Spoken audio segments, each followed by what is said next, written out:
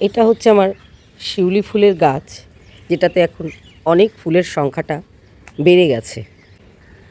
যতই সকালে উঠি না কেন শিউলি ফুল কিন্তু মাটিতে ঝরে পড়বেই, যার জন্য প্রতিদিন আমি শিউলি গাছটার আশপাশটা ভালো করে পরিষ্কার করে ঝাড় দিয়ে রেখে দিই। কারণ আমি জানি সকালে যতই আগে উঠি না কেন ফুলগুলো মাটিতে পড়বেই, তো সেগুলোতে যাতে ধুলোবালি না লাগে সেই জন্যই এই ব্যবস্থা। তো আপনারা দেখতেই পাচ্ছেন আমার গাছটায় এখন অনেক ফুল ফুটছে। এক এক দিন 150-200 করে শিউলি ফুল আমি গাছের থেকে পাচ্ছি। সেই জন্য আজকের এপিসোডটা আমি আমার এই সুন্দর সুন্দর গন্ধযুক্ত শিউলি ফুল দিয়েই শুরু করলাম। Hello friends, welcome to Madhu's dream garden.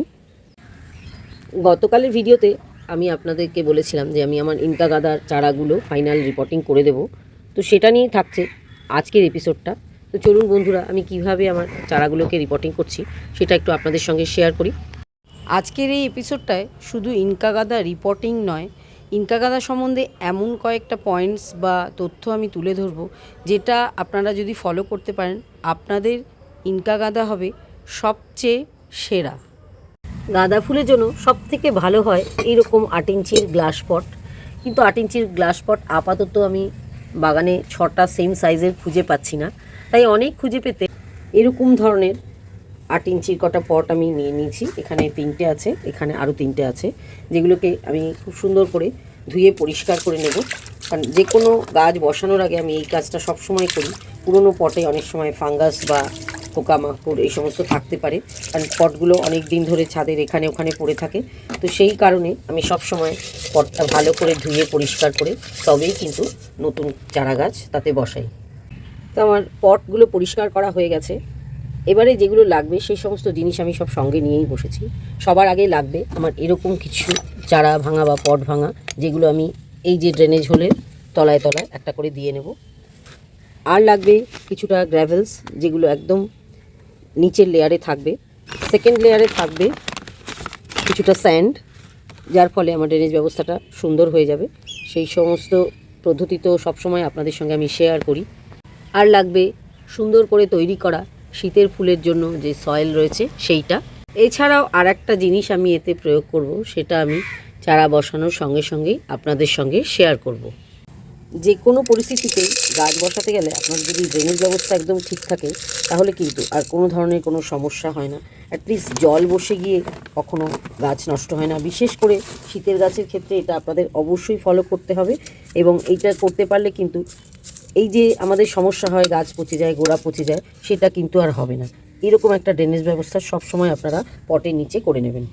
এবারে যেটা আমি করে নিচ্ছি, একদম তলার লেয়ারে অল্প করে আগে আমার এই শীতের ফুলের যে সয়েলটা আছে সেটা দিয়ে নিচ্ছি। এবারে যেটা করছি আপনাদেরকে বলছিলাম যে আমি আরেকটা জিনিস অ্যাড করব এর সঙ্গে, সেটা হচ্ছে এই জিনিসটা। এটা বহুবার আমি আপনাদের সঙ্গে শেয়ার করেছি। এটা হচ্ছে আমার সমস্ত গাছের জন্য তৈরি একটা মিক্স ফার্টিলাইজার, যেটা আমি নিজেই তৈরি করি। আমি গাঁদা গাছের ক্ষেত্রে এই ফার্টিলাইজার একদম তলার লেয়ারে 2 চামচ করে প্রতিটা পটে দিয়ে নেব, কারণ শেকড় এখনও অনেক ওপর দিকে আছে। এই ফার্টিলাইজারটা নিচের সয়েলটাকে অনেক রিচ করে দেবে, যার ফলে কিন্তু আমার ফুলের সাইজ বলুন, কালার বলুন, প্রত্যেকটাই খুব ভালো আসবে। তো আমি একে একে সব কটা পটের মধ্যে 2 চামচ করে মিক্স ফার্টিলাইজার দিয়ে নিচ্ছি। ফার্টিলাইজারটা দেওয়ার পর অবশ্যই আমি নিচের দিকের সয়েলটা একটু ভালো করে ফার্টিলাইজারের সঙ্গে মিক্সড করে নিচ্ছি। এই ফার্টিলাইজারটার ক্ষেত্রে আপনাদের এমনি কোনো চিন্তা নেই যে এটা এত স্ট্রং ফার্টিলাইজার আমি এখনই এই ছোটো ছোটো গাছে দিচ্ছি। আমি কিন্তু লক্ষ্য করে দেখুন একদম লোয়ার পোর্শনটাতে এটা দিলাম, কারণ গাছগুলো এখনও অনেক ছোট ছোট আছে। এদের শেকড় যতক্ষণে ওইখানে পৌঁছবে ততক্ষণে কিন্তু গাছ ম্যাচিওর হয়ে যাবে, এবং ওই ফার্টিলাইজারটাও আমাদের যে মাটিটা আছে তার সঙ্গে ডিকম্পোজ হয়ে খুব ভালো তৈরি হয়ে যাবে। গাঁদার চারাগুলো আজকে আমি ফাইনাল পটিং করব বলে কালকে একেবারেই কম জল দিয়েছিলাম, যাতে পুরো জলটা এর মধ্যে শুকিয়ে যায়। বন্ধুরা, একটা পট আমি বার করে আপনাদের সঙ্গে শেয়ার করছি। দেখুন কীরকম মাকড়সার জালের মতন রুট সমস্ত পট জুড়ে হয়ে গেছে। তো এই সময় যদি আপনারা পট পরিবর্তন না করেন তাহলে কিন্তু এর যে বার বৃদ্ধিটা সেটা অনেকটাই কমে যাবে এবং স্লো হয়ে যাবে। তো আমি একদম ঠিক টাইমে পটগুলোকে চেঞ্জ করছি। আপনারা দেখতেই পাচ্ছেন। আমি এবারে একে একে সমস্ত চারাগুলো পটের সেন্টারে বসিয়ে নেব। এখানে আর নতুন কিছু বলার নেই যে পাশ দিয়ে অবশ্যই আমাদের মাটিটা ফিল করতে হবে। শুধু একটা জিনিস এখানে লক্ষ্য করার বিষয়, আমরা কিন্তু এখানে পুরো পট ভর্তি করে মাটি দেব না, বেশ অন্তত 2 ইঞ্চি মতন খালি রাখবো। তার কারণটা হচ্ছে, বিশেষ করে উল্লেখ করার বিষয়, এই গাঁদা গাছের ক্ষেত্রে কিন্তু আপনারা লক্ষ্য করে দেখবেন এই যে নিচের যে এই যে কাণ্ডটা আছে এখান থেকে রুট ছাড়তে আরম্ভ করে। তো সেই অবস্থা যখন হবে, আমরা যাতে সেই রুটগুলোকে আবার কিছুটা সয়েল দিয়ে ঢেকে দিতে পারি, সেই জন্যই কিন্তু এই ব্যবস্থা। দেখুন আমি কতটা ডাউন করে মাটিটা দিলাম। গাছ যত বাড়বে ধীরে ধীরে আমি এখানে আবার সয়েল অ্যাড করতে থাকবো। এই জন্যই আমি বলছিলাম এটা 8 ইঞ্চি গ্লাস পট হলে ব্যাপারটা আরও ভালো হতো। তো আমার কিছু করার নেই, যেহেতু আমি পাইনি, এই গাছগুলোতেই বসাচ্ছি এবং একটু খালি রেখেই বসাচ্ছি। একে একে বাকি চারাগুলো আমি রিপোর্টিং করে নিচ্ছি। আজ কিন্তু আমি এই চারাগুলোকে সকালের দিকেই বসাচ্ছি। আপনাদের একটা কথা এখানে বলা হয়নি, শীতের চারার ক্ষেত্রে আপনারা কিন্তু দিনের বেলাতেও গাছ বসাতে পারেন। সকালের মৃদু আলোয় আপনারা যদি গাছ বসান, সেই গাছটাকে সবসময় আপনারা শেডে রেখে দেবেন, তাহলে আর কোনো প্রবলেম হবে না। বরঞ্চ অনেকটা বেলায়, ধরুন 5টা 6টার পরে গাছ না বসানোই ভালো। সেক্ষেত্রে কি হয়, আমরা যখন জলটা দেবো টাটকা টাটকা এবং তার উপরে শিশির পড়বে, তো সেক্ষেত্রে আপনাদের অবশ্যই বিকেলে যখন আপনারা গাছ বসাবেন 3টে থেকে 3:30-এর মধ্যে বসাবেন, আর সকালবেলায় আপনারা 6টা থেকে 7টা 7:30-টার মধ্যে অবশ্যই শীতের চারা বসাতে পারেন।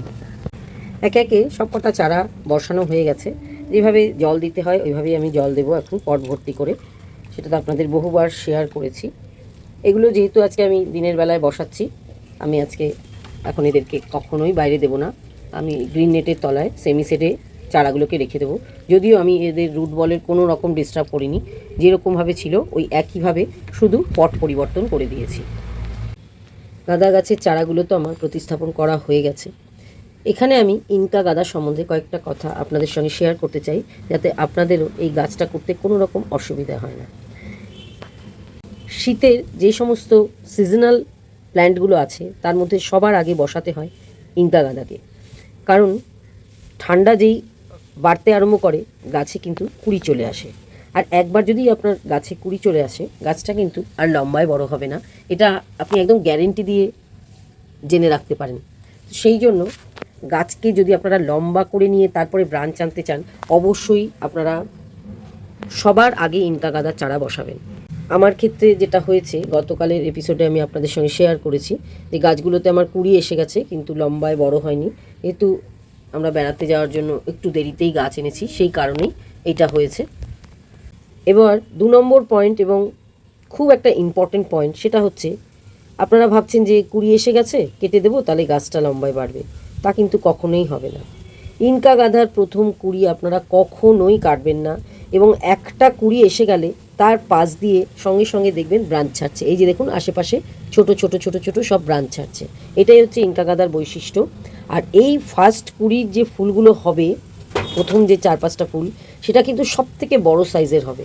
সেই ফুলগুলো যখন শুকিয়ে যাবে, অবশ্যই আপনারা সেই ফুলের মাথা কেটে দিলে সেটাই হয়ে যাবে পিঞ্চিং, এবং তার থেকে আরও নতুন নতুন ব্রাঞ্চ ছাড়বে এবং অনেক কুড়িও আসবে। প্রথম ফুলটা কেটে দিলে সেই বড় ফুলের সাইজটা কিন্তু আপনারা পাবেন না, যার জন্য ইনকা গাঁদা আমরা লাগাই, যে গাঁদা ফুলের সাইজটা অনেকটা বড় হয়। সারা বছরে যে গাঁদাগুলো হয় তার থেকে অনেক অনেক গুণে বড় হয় এই সাইজ। 3 নম্বরে আরেকটা যে পয়েন্টস বলছি, সেটা হচ্ছে গাঁদা গাছের পাতা কুঁকড়ে যাওয়া রোগ। এটা কিন্তু একটা বিশাল সমস্যা, যার জন্য আমাদের কি করতে হবে, একদম 2 ইঞ্চি পটে ছোট চারা গাছ থাকা অবস্থাতেই মাকড়নাশক স্প্রে করতে হবে। কারণ মাকড়ের প্রভাবেই কিন্তু এই জিনিসটা হয় এবং গাঁদা গাছে এইটা খুব অ্যাটাক করে। সেই জন্য আপনাদের প্রত্যেক সপ্তাহে যে কোনো একটা মাকড়নাশক, সেটা কাকা, কনফিডার, থিটা, সুপার সোনাটা, এরকম ধরনের কোনো না কোনো ওষুধ 1 লিটার জলে 1 ml মিশিয়ে স্প্রে করতে হবে। তাহলে কিন্তু গাছ আর কোনো রকম সমস্যা হবে না, এবং পাতা কোঁকড়ানোর হাত থেকে গাঁদা গাছ যদি একবার রক্ষা পেয়ে যায়, সেই গাছে ফুল কিন্তু বহুদিন পর্যন্ত স্টে করে আর খুব সুন্দরভাবে ফুল দিয়ে আপনার শীতের বাগানকে ভরিয়ে রাখবে। এই গাছগুলোতে আমি এখন 10 দিনের মধ্যে কোনো রকম ফার্টিলাইজার প্রয়োগ করব না। যথেষ্ট ফার্টিলাইজার আমার এই মাটিতে দেওয়া আছে, যাতে এই গাছগুলো আরও খুব সুন্দরভাবে বেড়ে ওঠে এবং এই পাতার সাইজ আস্তে আস্তে এই পট ছাড়িয়ে বাইরে বেরিয়ে চলে আসবে। এবারে আমি খাবার দেব শুধুমাত্র পাতলা করে খোল জল, তাও ওই যে বললাম 10-12 দিন বাদে, যখন দেখব গাছের চেহারাটা আরেকটু বড় হয়েছে আর পাতার সাইজও বড় হয়েছে। আজকের দিনটা আমি সেমি শেডে রেখে রাতের বেলায় শিশিরে রেখে দেবো এবং তারপর থেকে আমার গাছ রোদেই থাকবে। যেহেতু এই রুট বলের কোনো ছেড়খানি আমি করিনি, তো কোনো রকম সমস্যা হবে না রোদে রাখার ক্ষেত্রে।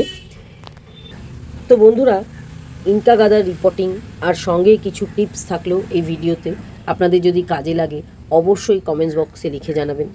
আর কি নিয়ে আপনারা ভিডিও দেখতে চান সেটাও একটু কমেন্টস বক্সে আপনারা উল্লেখ করতে পারেন। শীতের আর কোন গাছটার চারা আপনারা দেখতে চান সেগুলো নিশ্চয়ই আমি আপনাদের সঙ্গে পরবর্তী ভিডিওতে আবার শেয়ার করব।